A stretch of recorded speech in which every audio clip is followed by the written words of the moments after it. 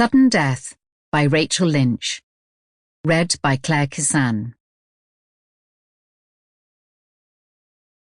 Chapter 1. Kelly Porter adjusted her seatbelt. It felt tight. Too tight.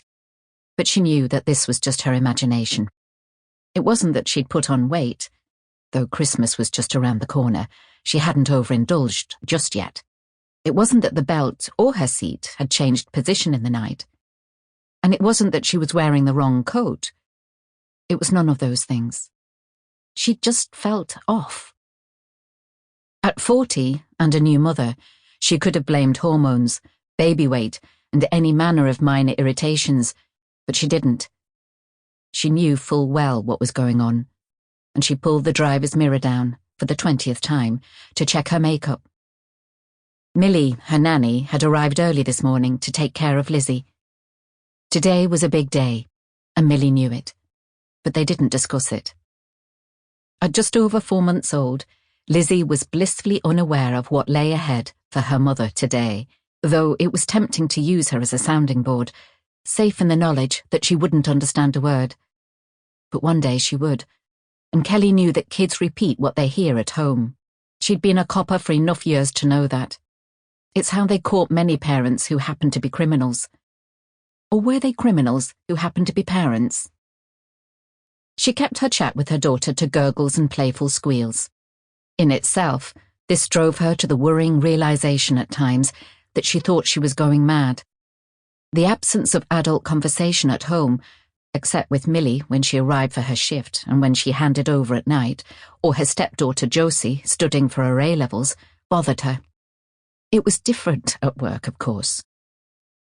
As the gaffer of the serious crime unit for the Northern Lakes in Cumbria, she enjoyed plenty of chat in the office, but it wasn't really the kind of exchange she craved. It was all statistics, case files, and people doing horrible shit to each other. What she really needed this morning was someone to tell her everything would be okay when she faced Johnny in court, her ex-boyfriend, and Lizzie's dad. As she sat despondently in the car, willing herself to start the ignition and begin her journey to the Crown Court in Carlisle, her mobile rang, as if on cue. It was Kate Umshaw. Detective Sergeant Umshaw was her right arm and her second in command, the woman she couldn't live without. Their friendship had grown from the necessity of being colleagues when she'd turned up in Cumbria, fresh from the Met in London 6 years ago, tail between her legs and eyes wide shut, to the close bond they had now. They'd been through much together, and Kate was about the only person on the planet who understood what she was facing today. "Hey," Kate said. "Hey," Kelly replied. "It's so good to hear your voice." "How you feeling?" Kate asked. "Shit. Obviously. Are you sure you don't want me there?" Kelly had told her that she'd rather face today on her own. It wasn't because she didn't want or need Kate by her side. It was just that she had to concentrate on shutting out the noise. It was a paradox that to get through one of the hardest days of her life, she'd have to purposefully focus on being quite alone. Of course she wanted Kate there. Kate had been there in Highton Prison when it all kicked off. Kate had seen what Ian Burton was capable of. But most of all, Kate knew Johnny. It wasn't that Kate couldn't face him, quite the opposite. In fact, she'd been arguing that life was too short to hold grudges. It was testimony to her emotional maturity that her second-in-command liked the man, but disapproved of his behaviour. In court today, the defence team was wrapping up. Yesterday had been the turn of the prosecution, and Kelly knew the case inside out. It was her case. She'd lived the details for months, from the moment they'd found Jack Bell's body to the moment they'd finally given the Crown Prosecution Service enough to charge the twisted bastard who did it. What she hadn't seen coming was that the divisions between the defence and prosecution inside the courthouse would tear her love life apart. Johnny had moved out. But it wasn't that they'd fallen out of love straight away, or had a massive messy fight and thrown things, or said stuff that they couldn't take back. No, it wasn't like that. It was simply impossible to live with someone who was a witness for the defence. He'd been Kelly's rock pretty much the whole time she'd been back in Cumbria. He'd helped her pick herself up when her mother died. He caressed her in the middle of the night when she woke up sweating, not sure if she could go on pursuing people so sick in their heads that it made her physically ill. Of course I want you there, but it's better I do it on my own. It's selfish of me, but I think I'll keep it together if I'm on my own. Besides, I don't want you facing Ian Burton, she told Kate. Oh, Kelly, you know I'd love to face Ian Burton on my own in a cell with a rusty piece of metal, Kate replied. That's what I mean, Kelly said. They laughed. We're looking good, but I've said that before, she added, alluding to the fact that, in a courtroom, the truth didn't always prevail. She took the conversation back to the case. They'd all seen bastards walk free, or get shorter terms than they deserved. Equally, they'd all seen Mrs. Miggins get 3 years for fuck all. It made no sense sometimes, police work. Mrs. Miggins was police jargon for busybodies who'd stymied the whole criminal justice system. They brought 10% of criminals to trial, and most of those didn't get what was merited. As soon as an investigation left the confines of the office at Eden House in Penrith and was passed to lawyers and barristers, crime took on a new life form.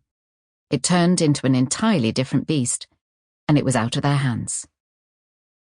For her lover of almost 5 years, to travel so far to that side of the law made her blood boil. But they shared a child, and she missed him. That was what really disturbed her today. Just remember, my ex is a dickhead too. We all have one. Kate's ex-husband, Derek, had left the family home after 20-odd years. Did you see the papers this morning? Kelly asked. Yup. Absolute bollocks, Kate said. The headlines had run with Johnny's noble commitment to the PTSD charities and how Ian Burton had dedicated his life to the military for Queen and country. The problem was that the prosecution, in going after a soldier who suffered undoubtedly with mental health issues, came across in the media as unfeeling twats. The fact that Ian Burton was warped in the head before he ever touched a uniform was irrelevant. If they even suggested that Ian Burton was damaged goods, then the human rights card was played and plastered all over the news. It didn't really matter how loudly they argued that not all ex-soldiers damaged by war turned into serial killers. Whichever way you looked at it, Ian Burton was a victim, and his targets were scum convicts, so who cared? It was the first time that Kelly had been in the news and targeted by journalists on a personal level. They'd raked up her history from the Met and got sound bites from so-called ex-colleagues about the botched Corinne Boulder case that wasn't even her fault. It was years ago, in London, when a material witness jumped off a roof, being pursued by her unit. But no one cared. This was a classic case of coppers going after the innocent. What could she do? Her team had been put on trial by social media and lost. Her face was all over the news, and journos had camped outside her house for weeks, which was why she parked a few streets away and went out the back, across her terrace, exiting the rear gate, crossing a tiny bridge over the River Aymont, and scuttled over the newly unveiled Pooley Bridge, avoiding most of the attention from reporters hoping to get a shot at her. It was exhausting. There'd be plenty of them at the courthouse too. The world had gone mad. It was as if no one wanted to remember what Ian Burton had done to his victims or the organised crime ring run by his father from inside Huyton Prison. All they wanted was to fight for a killer's human rights because it looked good on social media, and influencers got 1 million more followers for using hashtags such as #freedom and #justice. Thankfully, inside the courtroom, there was no such circus. In Britain, at least, things like that were still unwelcome in the business of judicial proceedings. How long that would last remained to be seen. The way things were going, Kelly reckoned she might not hold her breath.